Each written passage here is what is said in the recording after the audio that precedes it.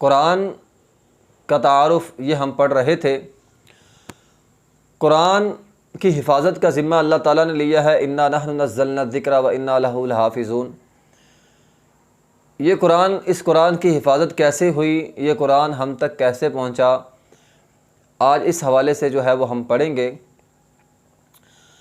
नबी अलैहिस्सलाम के ज़माने में कुरान ज़्यादातर ज़ुबानी याद किया जाता था, और इसकी वजह एक ये भी थी कि वो लोग अपने हाफ़ज़े पर ज़्यादा भरोसा करते थे, उनके हाफ़ज़े तेज़ भी थे।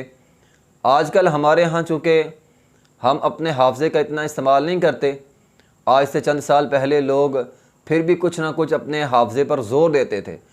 अब तो हमारे यहाँ मोबाइल हाथों में होते हैं, जदीद टेक्नोलॉजी है, हम फ़ौरन रिसर्च करते हैं और मालूमात जो है वो हमें मिल जाती है। इसलिए आज हमारे हाफ़ज़े जो है वो हमें कमज़ोर लगते हैं। उस दौर में लोग अपने हाफ़ज़े को इस्तेमाल करते थे, इसलिए उनके हाफ़ज़े बड़े तेज़ थे। ठीक है, इमाम बुखारी रहमतुल्लाह अलैह के बारे में आता है कि जब वो अपने दोस्तों के साथ उस्ताद से हदीस पढ़ने जाते थे तो बाकी जो दोस्त होते थे वो नोट्स तैयार करते थे। जिस तरह आज भी होता है, उस्ताद जब पढ़ाता है तालिब इल्म नोट्स तैयार कर लेते हैं, स्टूडेंट्स नोट्स तैयार कर लेते हैं।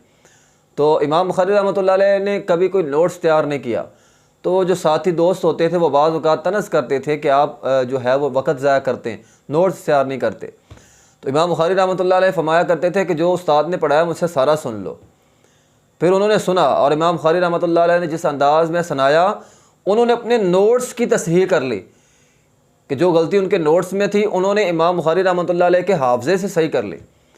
तो उन लोगों का हाफ़ज़ा जो है वो तेज़ था, वो अपने हाफ़ज़े पर भरोसा भी करते थे और मेहनत भी करते थे। तो बहरहाल नबी अलैहिस्सलाम के ज़माने में लोगों के बड़े हाफ़ज़े तेज़ होते थे। वो उकाज़ के मेले लगते थे, उकाज़ के मेले में एक एक बंदा हज़ारों शेर पढ़ जाया करता था।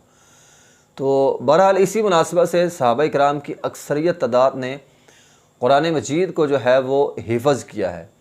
लेकिन नबी अलैहिस्सलाम ने कुरान अपनी मौजूदगी में लिखवाया भी है। ठीक है, चंद सहाबा इकराम थे, वो नबी अलैहिस्सलाम उनको लिखवाया करते थे। वो कातिबे वही थे और वही भी लिखते थे, कुरान भी लिखते थे। जैसा कि हदीस में आया, ज़ैद बिन साबित रज़ियल्लाहु तआला फरमाते हैं, नबी अलैहिस्सलाम के पास जब कोई वही आती थी, आप मुझे बुलाते थे और मुझे कहा करते थे ये वही है, इसको लिखो, और मैं फिर लिखता था।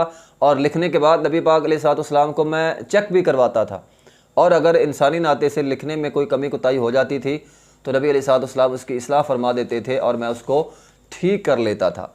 इसी तरह कातिब वही में अबू बकर सिद्दीक़ रज़ियल्लाहु तआला अन्हु, उमर फ़ारूक रज़ियल्लाहु तआला अन्हु, हज़रत अली, उबई बिन काब, दीगर सहाबा कराम भी जो है वो शामिल थे। मुआविया रज़ियल्लाहु तआला अन्हु जो कातिब वही थे और वही लिखा करते थे।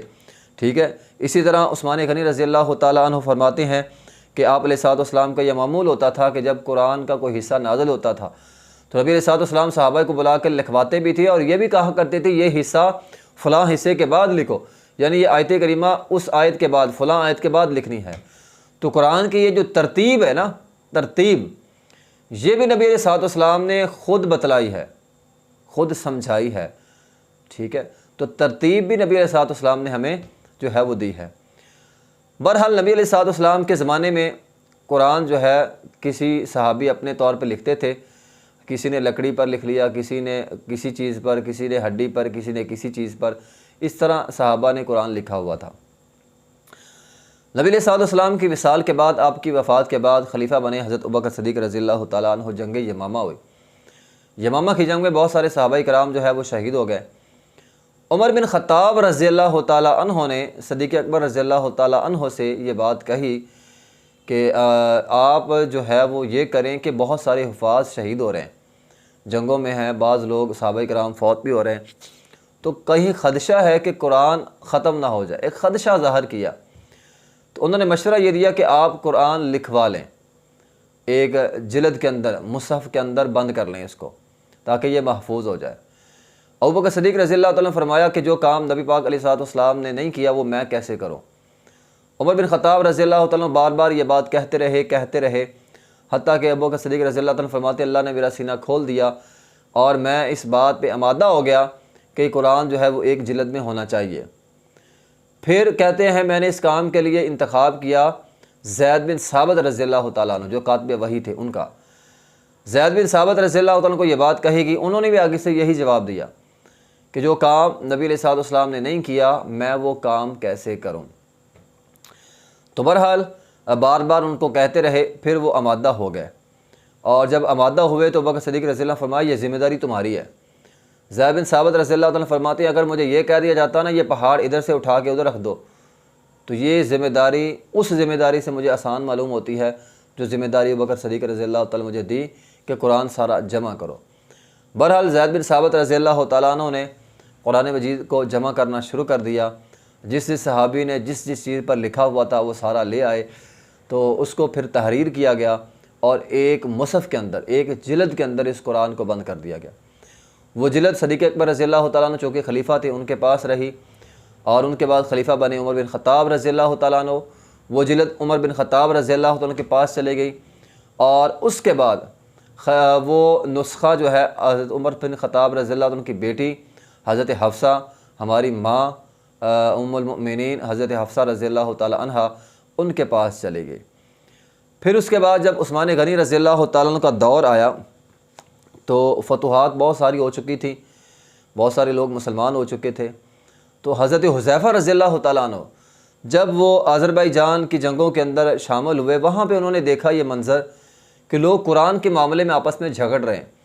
फ़लाँ कहता मुझे फ़लाँ साहबी ने इस तरह पढ़ाया, हर अरबियों के मुख्तलिफ़ लहजे थे, तो इस तरह लोगों के अंदर इख्तलाफ होने लगा कुरान के हवाले से। तो उन्होंने आके हज़रत उस्मान गनी रज़ियल्लाहु ताला जो खलीफा थे उनसे कहा। उस्मान गनी रज़ियल्लाहु ताला उन्होंने मजलिस शूरा बुलाई, और मजलिस शूरा में ये फ़ैसला तय पाया कि वो जो नुस्ख़ा हमारी माँ हज़रत हफ्सा रज़ियल्लाहु ताला के पास है, वो नुस्ख़ा मंगवाया जाए और उसके मुताबिक सारे नुस्खे और तैयार किए जाएँ, और तैयार करके हर शहर के अंदर, हर इलाके के अंदर भेजा जाए, और ये कहा जाए कि जो पुराने नुस्खे तुम्हारे पास है ना उसको ख़त्म कर दो, ये गवर्नमेंट से तस्दीक शुदा जो नुस्खा है ना इसके मुताबिक कुरान पढ़ना है, ताकि लोगों के दरमियान इख्तलाफ न रहे। तो यूँ फिर कुरान जो है वो मुसलमानों के हुकूमती सतह पर हर शहर के अंदर पहुँचा, और फिर उससे आगे लोगों ने इस कुरान को जो है वो तहरीर किया, और यूँ कुरान आहिस्ता आहिस्ता जो है वो हम तक भी पहुँच आया। आज कुरान उसी तरह महफूज है जिस तरह नबी अलैहिस्सलाम के ज़माने में था। ये जर्मनी के अंदर उन्होंने हज़ारों की तादाद में कुरान मजीद जो है वो जमा किए, और देखा सब कुरान एक जैसे लिखे हुए थे। ठीक है, तो ये कुरान के अंदर किसी किस्म की कोई तब्दीली नहीं हुई। आज तक हम तक जो कुरान पहुँचा है वो बिल्कुल महफूज तरीके से पहुँचा है, क्योंकि इसकी हिफाजत का ज़िम्मा अल्लाह रब्बुल इज़्ज़त ने खुद उठाया है।